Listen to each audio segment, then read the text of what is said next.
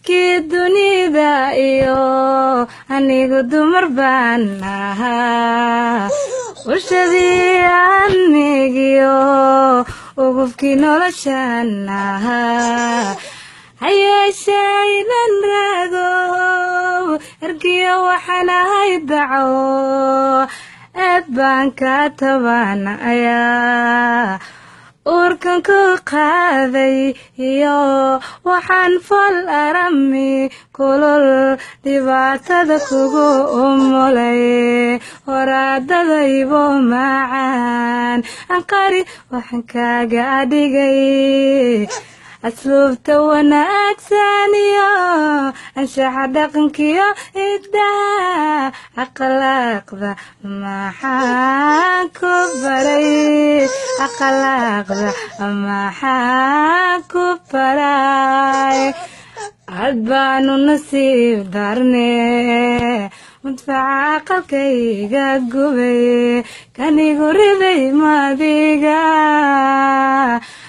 abaalkii hooyanimo tan layska ilowsan yahay axya wayay madiga barbaariyo ubadkayo macalinabashaan ahaa astaankii tarankayo ayaha guushaan ahaa hayeeshaynan raago ergiyo waxaan ahay daco eed baan ka tabanayaa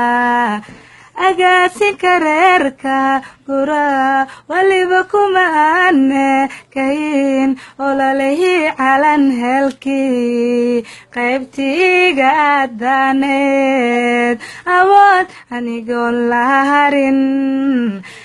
asaygaynaan xartiyo agoontaynaan la qaxo astaahil umaanan lahayn astaahil umaanan lahayn cad baanu nasiib darne madfaca aqalkayga gubay kanigu riday madiga abaalkii hooyanimo tan layska ilowsan yahay axya wayay madiga allaylahaynan raago ergiya waxaan ahay daco eed baan ka tabanayaa